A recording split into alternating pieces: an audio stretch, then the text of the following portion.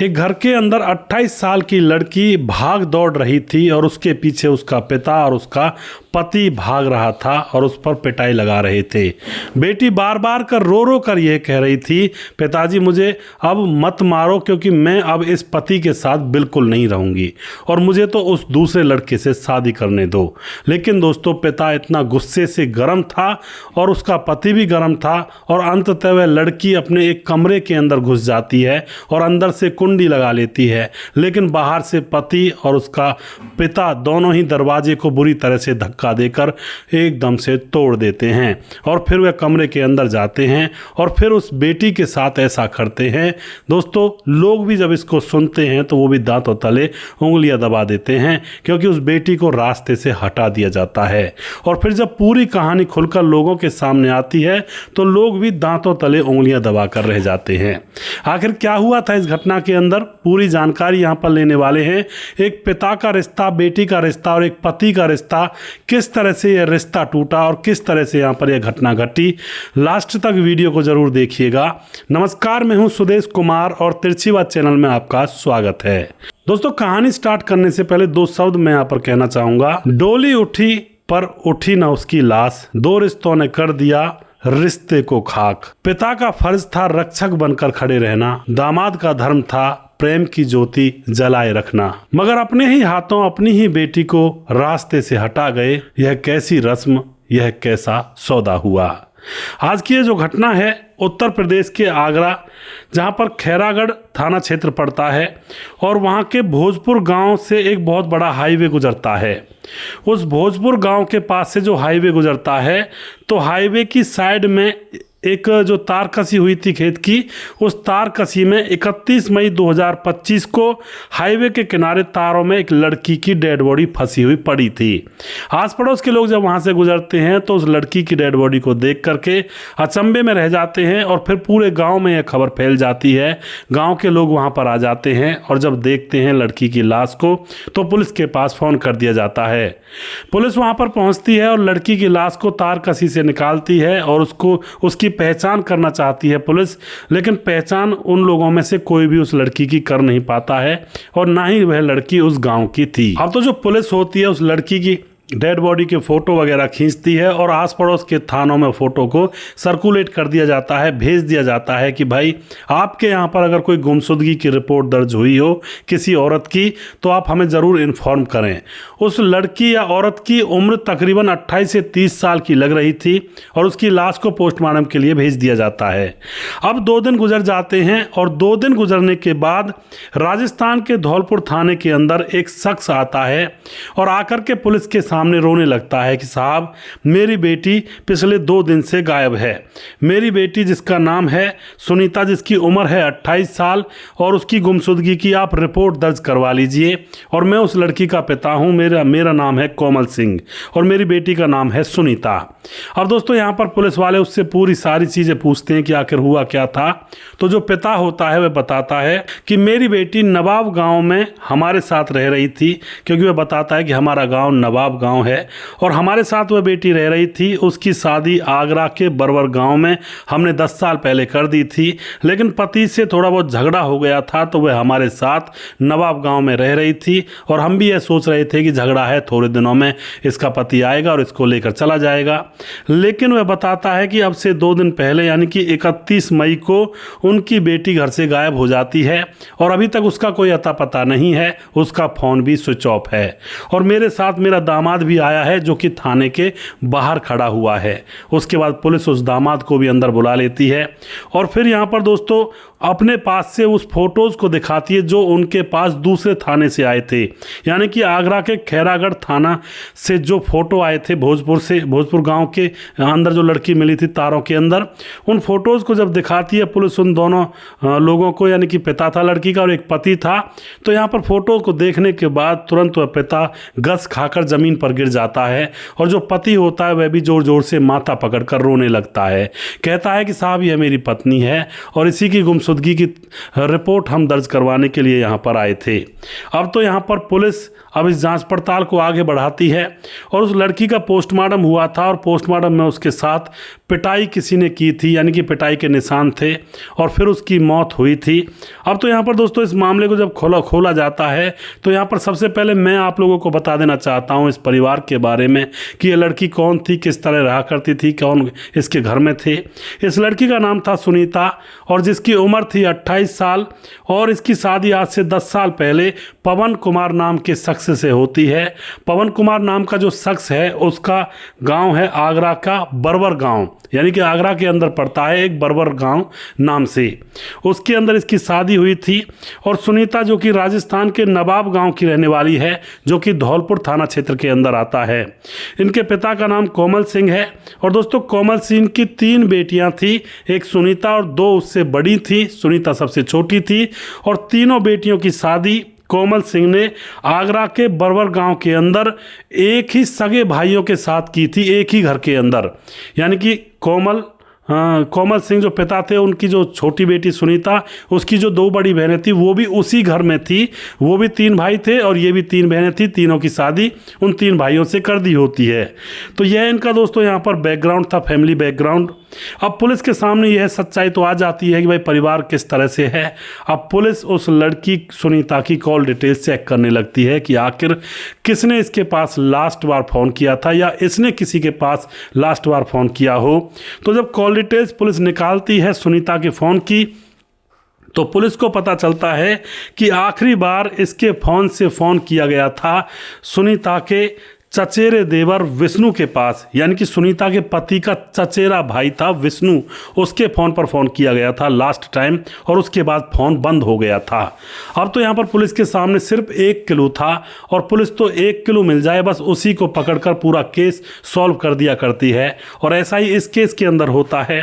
Police तुरंत विष्णु को गिरफ्तार करती है, और विष्णु को गिरफ्तार करने के बाद अब विष्णु से पूछताछ की जाती है कि भाई बता विष्णु, जो सुनीता है उसने तुम्हारे पास आखिरी बार फ़ोन किया था, वो क्या कह रही थी और क्या तुम्हारे बीच में चल रहा था। क्योंकि पुलिस को यह पता लग चुका था, क्योंकि जो विष्णु था वह सुनीता से घंटों घंटों तक फ़ोन पर बातें किया करता था। तो इससे पुलिस को पता लग गया था कि इन दोनों के बीच में प्रेम प्रसंग चल रहा है। अब जो विष्णु होता है वह पुलिस से पूछता है कि साहब क्या जो सुनीता है वह सही तो है ना, उसको कुछ हुआ तो नहीं है, पहले आप ये बताओ सुनीता सही है या क्या उसके साथ कुछ हुआ है।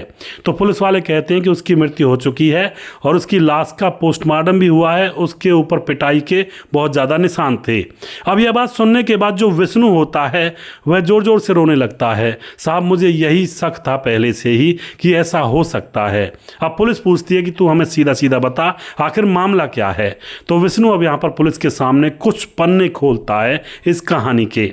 विष्णु बताता है कि आखिरी बार सुनीता ने मेरे फ़ोन पर फ़ोन किया था और उसने कहा था कि जल्दी आ जाओ, मेरा पिता और मेरा पति मुझे मार डालेंगे। लेकिन इतने में ही फ़ोन कट गया था और उसके बाद मैं गया भी था उस गांव के अंदर, लेकिन वहां पर मुझे इसके पिता और पति ने धमकाकर वापस भगा दिया और कहा कि अगर तुम यहां से नहीं गए तो तुम्हारे ऊपर कार्रवाई करवा देंगे, हम पुलिस वालों को बुला देंगे। उसके बाद ये वापस आ जाता है उस गाँव में से। अब यहाँ पर वह पूछता है बार बार कि साहब सही बता दो सुनीता जिंदा तो होगी ना, लेकिन पुलिस वाले बार बार कहते हैं कि उसकी मौत हो चुकी है, अब वो इस संसार में नहीं है। अब यहाँ पर उससे फिर से पूछा जाता है कि तुम आगे की कहानी बताओ और तुम इन चीज़ों को बंद करो कि सुनीता जिंदा है या मर गई है। अब जो विष्णु होता है वह आगे की कहानी बताता है कि उसके पिता और उसका जो पति है उसको क्यों पीट रहे थे। वह बताता है कि हम दोनों आपस में शादी करना चाहते थे, दोनों प्यार करते थे, यानी कि विष्णु जो कि सुनीता के पति का चचेरा लड़का है। अब सुनीता और विष्णु दोनों प्यार करते थे आपस में और दोनों का प्यार इतना गहरा था कि दोनों एक दूसरे से शादी करना चाहते थे। लेकिन दोस्तों पिता और पति इसके खिलाफ थे और विष्णु जब बचाने के लिए गया था तो विष्णु के ऊपर भी वह दौड़ दौड़ कर पड़ रहे थे कि तुझे भी हम देख लेंगे और तुझे भी हम नहीं छोड़ेंगे। इसलिए विष्णु वहाँ से जान बचाकर सुनीता के मायके से जैसे तैसे आया था, वह सुनीता को देखने के लिए गया था। अब इतनी ही बात इस विष्णु को पता थी, उसके बाद विष्णु को कुछ भी पता नहीं था। तो पुलिस को यह क्लू मिल चुका था। अब उसके बाद जब इतनी बातें पुलिस को मिल चुकी थी तो अब पुलिस सुनीता की माँ से पूछताछ करती है। पहले अभी केस को अपने हिसाब से हैंडल कर रही है पुलिस। तो सुनीता की माँ को जब पूछा जाता है कि तुम्हारी बेटी के साथ आखिर हुआ क्या है, और घर के अंदर ही हुआ है, इतना तो हमें मालूम पड़ गया है। अब यह बात सुनते ही जो सुनीता की माँ होती है वह फूट फूट कर रोने लगती है कि साहब, मुझे तो कहा गया है कि अपना मुंह बंद रखना, वरना हम तुम्हारी भी इसी तरह से हत्या कर देंगे। पुलिस वाले पूछते हैं कि आखिर मामला क्या हुआ है माँ जी, आप बताइए। तो जो उसकी माँ होती है वह कहती है कि मेरे पति और मेरे दामाद ने, और दामाद का छोटा भाई उसने, तीनों ने मिलकर मेरी बेटी की हत्या की है, और मेरे ही घर में की है, मेरी आंखों के सामने की है। अब तो यह बात पुलिस के सामने खुल चुकी थी, और वह कहती है कि मुझे धमकी दे दी थी कि अगर तुमने किसी को बताया इसके बारे में तो हम तेरी भी इसी तरह से जान ले लेंगे।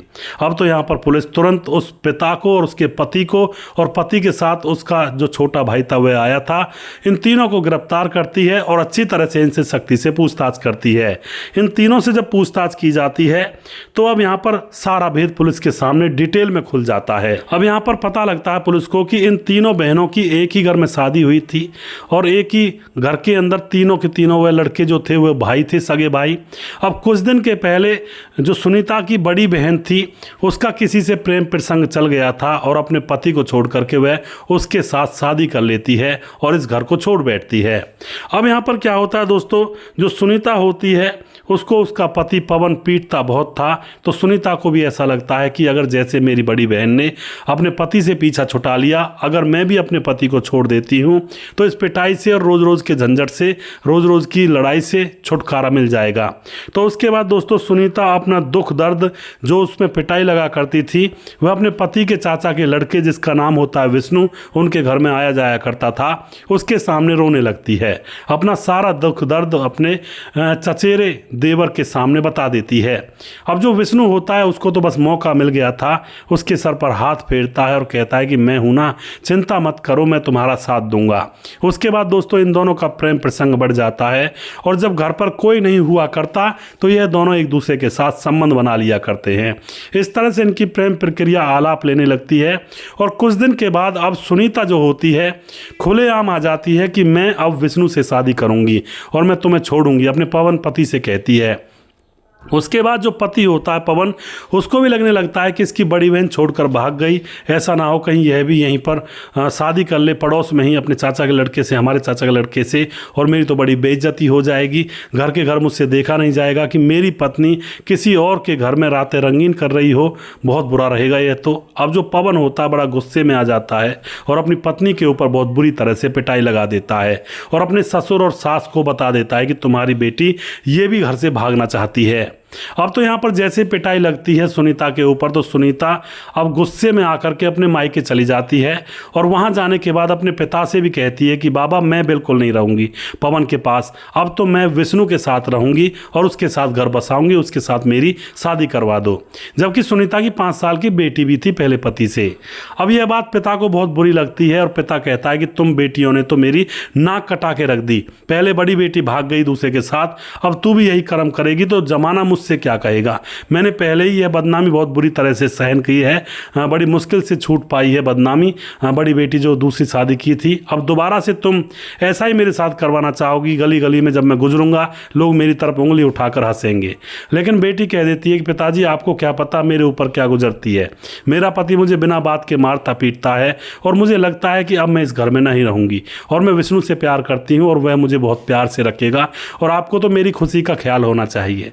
लेकिन पिता अब बेटी की खुशी नहीं देख रहा था, पिता को दिखाई दे रही थी वो बेइज्जती, जब बेटी दूसरे शादी करती तो पिता की बेइज्जती समाज में होती और लोग उसके ऊपर थू थू करते कि बेटियों को क्या संस्कार दिए हैं, इधर उधर भागती फिर रही हैं। पिता गुस्से में आ जाता है और बेटी से कह देता है कि नहीं ऐसा बिल्कुल नहीं हो सकता और तुझे अपने घर पर रहना होगा। उसके बाद बेटी बागी हो जाती है, और पिता अब यही बात देख करके अपने दामाद को बुला लेता है कि यह तो अब विष्णु से शादी करने की जिद पर अड़ी हुई है और तुम यहाँ पर आ जाओ। उसके बाद जो विष्णु होता है अपने छोटे भाई को अपने साथ लेकर के पहुंच जाता है अपने ससुर के पास। वहाँ जाकर ससुर और दामाद ये तीनों लोग प्लानिंग करते हैं कि इसको रास्ते से हटा देते हैं और मार करके इसकी डेड बॉडी को कहीं बाहर फेंक देंगे और कह देंगे कहीं भाग गई और कहीं निकल गई, इससे तो अच्छा यही रहेगा। अब ये तीनों मिलकर प्लानिंग करते हैं, और सुनीता का जो सगा देवर था और उसका पति और उसका पिता और उसके बाद दोस्तों सुनीता को अंदर वाले कमरे में घसीट कर ले जाया जाता है, जहाँ से किसी को चिल्लाने की आवाज़ सुनाई ना दे, और वहाँ पर उसके ऊपर खूब पिटाई लगाई जाती है। पहले तो यही कहा जाता है कि बताओ तुम रहोगी, अपने पति के साथ रहोगी या फिर तुम किसी और के साथ जाओगी। और उसके बाद जो सुनीता होती है अपनी जिद पर अड़ी रहती है और उसके ऊपर खूब पिटाई लगाते हैं पति और पिता और उसका देवर। उसके बाद जैसे तैसे उनसे बच बचाकर अंदर वाले कोठे में घुस जाती है और वहाँ से अपने प्रेमी विष्णु के पास फ़ोन करती है, विष्णु मुझे बचा लो, ये लोग मुझे मार डालेंगे। लेकिन इतने में ही वो लोग दरवाज़ा तोड़ देते हैं एक ही झटके में और इसका फ़ोन लेकर उसको स्विच ऑफ कर देते हैं और इसकी वहीं पर उसी कोठे के अंदर इसकी निर्मम तरीके से हत्या कर देते हैं। और उसके बाद दोस्तों उसकी लाश को वहीं पर कोठे में पड़ा रहने देते हैं। थोड़ी देर के बाद विष्णु वहाँ पर पहुँच जाता है और पूछने लगता है कि सुनीता कहाँ है, उसके साथ तुमने कुछ किया तो नहीं है। इतने में ये लोग कहते हैं कि तुम्हारा भी हम वही हाल कर देंगे जो सुनीता का हाल किया है, तुम यहाँ से चले जाओ, तुम्हारी भी हम जान ले लेंगे। अब जो विष्णु होता है डर करके अपने घर चला जाता है। रात के समय में यह लोग सुनीता की लाश को गाड़ी में रख करके और सीधा पहुँच जाते हैं आगरा के खैरागढ़ थाना क्षेत्र के अंदर जो भोजपुर गाँव पड़ता है। वहाँ से जो हाईवे गुजरता है उस गाँव के पास हाईवे की कटीली झाड़ियों में उस लाश को फेंक दिया जाता है। और उसके बाद ये लोग अपने घर आ जाते हैं और सोचते हैं कि अब किसी को कुछ भी पता नहीं चलेगा। लेकिन दोस्तों राज तो खुलना ही था और जो इस तरह का कांड करते हैं ये बहुत गलत होता है। लड़की की जान लेने का किसी को अधिकार नहीं था। ठीक है वो उनके खिलाफ चल रही थी या फिर उनके कहे से नहीं चल रही थी, लेकिन जान लेना कहीं भी सही नहीं है। ऐसे किसी की जान हम नहीं ले सकते हैं क्योंकि इतना अधिकार नहीं होता है किसी भी इंसान को कि किसी दूसरे के जीवन को मिटा दे। अब यहाँ पर दोस्तों इन सारे लोगों को अरेस्ट कर लिया जाता है और उनके खिलाफ कार्रवाई की जाती है और इनको जेल में डाल दिया जाता है। उस पिता की ना तो रही बेटी और अब दामाद रंडवा हो गया और दामाद का छोटा भाई वह भी जेल में रहेगा और पिता खुद जीवन भर अब खुद भी जेल में रहेगा। अब दोस्तों अब यहाँ पर पिता के घर पर सिर्फ उसकी पत्नी रह गई जो कि अकेली थी, उसका बेटा नहीं था, 3 बेटियाँ थी। और जो दामाद था जिसकी वह पत्नी थी सुनीता, अब वह उसकी जो बेटी है वो अकेली रह गई। उसको कौन पालेगा पोसेगा क्योंकि माँ की मौत हो चुकी है और जो पिता है उस बच्ची का 5 साल की जो बच्ची है वह जेल में रहेगा अब ज़िंदगी भर। और जो छोटा भाई था उसकी क्या पड़ी थी, वो कहते हैं ना पड़ी लकड़ी अंदर ले लेना, तो वो उसने कर दिया बेवकूफ़ ने। यानी कि जो देवर था सुनीता का उसका क्या मतलब था इनके बीच में शामिल होने का। अब वो ज़िंदगी भर जेल में रहेगा, उसकी पत्नी विधवाओं के जैसी ज़िंदगी गुजारेगी, तो उसके भी जो बच्चे होंगे वो भी बिना पिता के रहेंगे। इस तरह से लोग बिना सोचे समझे जब कदम उठाते हैं तो इसी तरह से लोगों का सर्वनाश हो जाया करता है। दोस्तों यहाँ पर अगर वह लड़की नहीं मान रही थी, उसका पति पवन उसे पीटता था, तो ऐसी तैसी भाड़ में जाए उस लड़की की शादी विष्णु के साथ कर देते। इज्जत बेइज्जती तो ये तो पूरे जीवन भर का चलता रहता है। अपनी ज़िंदगी तो बर्बाद नहीं होती इन लोगों की और ना ही सुनीता की जान जाती, वो भी जिंदा रहती। और पहली बात ये भी है, मैं उन लड़कियों से भी कहना चाहता हूँ अगर थोड़ी बहुत अपने पति से अनबन हो जाती है, पति हाथ वाथ भी उठा देता है, तो इसकी रिपोर्ट करें थाने में जा कर के, पति को सबक सिखाएं और उसके खिलाफ केस लड़ लें। लेकिन ये थोड़े कि भाई कि उसको छोड़कर किसी और के साथ हो जाए। लेकिन पहले देखना चाहिए, अगर बिल्कुल बात नहीं बनती है तो फिर ये कदम उठाना चाहिए। और फिर उसके बाद माता पिता का भी ये होता है कि मामले को देखें कि अगर बेटी दुखी है और पति बिल्कुल बाज नहीं आ रहा है, कोई शराबी कबाबी है या फिर बिल्कुल बेटी को बहुत ज़्यादा परेशान कर रहा है, तो फिर बेटी की जान छुड़ा देनी चाहिए। लेकिन अगर बेटी किसी और के प्यार में पड़ करके अपने पति के ऊपर आरोप पर आरोप लगा रही है कि यह मुझे खुशी नहीं रखता, जबकि पति उसको खुश रखता है, तो यहाँ पर बेटियों की गलती होती है। तो परिस्थितियाँ बहुत सारी बन सकती हैं, परिस्थिति को देख करके ही लोगों को कदम उठाना चाहिए। और अपनी ज़िंदगी और दूसरे की ज़िंदगी इतनी सस्ती नहीं है कि उसको यूं ही जेलों में काटा जाए या फिर यूं ही किसी की हत्या कर दी जाए। तभी मैंने दोस्तों शुरुआत में कहा था, डोली उठी पर उठी ना उसकी लाश, 2 रिश्तों ने कर दिया एक रिश्ते को खाक। पिता का फर्ज था रक्षक बनकर खड़े रहना, दामाद का धर्म था प्रेम की ज्योति जलाए रखना, मगर अपने ही हाथों अपनी ही बेटी को रास्ते से हटा गए। यह कैसी रस्म, यह कैसा सौदा हुआ। दोस्तों, आप जो भी कुछ लिखना चाहते हैं कमेंट बॉक्स में लिख सकते हैं और लोगों के साथ शेयर कर सकते हैं। और वीडियो के लास्ट में कुछ भाइयों के नाम जरूर लेना चाहूँगा जो कि हमारे वीडियोस को देखते हैं और हमें सपोर्ट करते हैं। हमारे साथ राम मोहम्मद यासीन, लाहौर पाकिस्तान से हैं, जो कि हमारे वीडियोज़ को लगातार देखते हैं। भाई का बहुत बहुत धन्यवाद करता हूँ। और उसके बाद राजकिशोर चौरसिया, महाबलेश्वर, महाराष्ट्र से हमारे भाई लगातार वीडियो को देखते हैं और खूब सपोर्ट करते हैं। राधेश्याम शर्मा सिरसी, जयपुर, राजस्थान से हैं, जो कि वीडियोज़ पर लगातार कमेंट करते हैं। और उसके बाद सुशील चौधरी हमारे भाई लगातार कमेंट करते हैं और बहुत ही सपोर्ट करते हैं और सपोर्टेड इंसान हैं। हमारे साथ हैं मोनू जैन, सुजीत कुमार, नमस्कार गुरुजी, राधे राधे। प्रवीण बघेल शिवपुरी से हैं। भीमदत्त जोशी, जय हिंद सर। और धीरज बनवाल हमारे भाई कमेंट करते हैं। मोनू जैन दोबारा से कमेंट कर रहे हैं। और उसके बाद हमारे साथ मुकेश कुमार यूपी तरासी से हैं। और प्रेमा जोशी जो कहते हैं कि आपने बहुत सुंदर बात कही। अमित पटेल हमारे भाई कमेंट करते हैं, ज़बरदस्त कहानी जी। और उसके बाद संतोष ओझा हैं जो कि कमेंट करते हैं। और उसके बाद रियाजुद्दीन रंगरेज हमारे भाई लगातार कमेंट करते हैं, कोटा राजस्थान से। और जो भाई रह गए हैं उनके नाम मैं अगली वीडियो में ज़रूर लूँगा, क्योंकि वीडियो बहुत ज़्यादा बड़ा हो गया है तो थोड़ी ही कमेंट यहाँ पर ले पाऊँगा। अगला वीडियो बहुत जल्दी फिर से लेकर आऊँगा। तब तक आप खुश रहें, सावधान रहें। जय हिंद, जय भारत।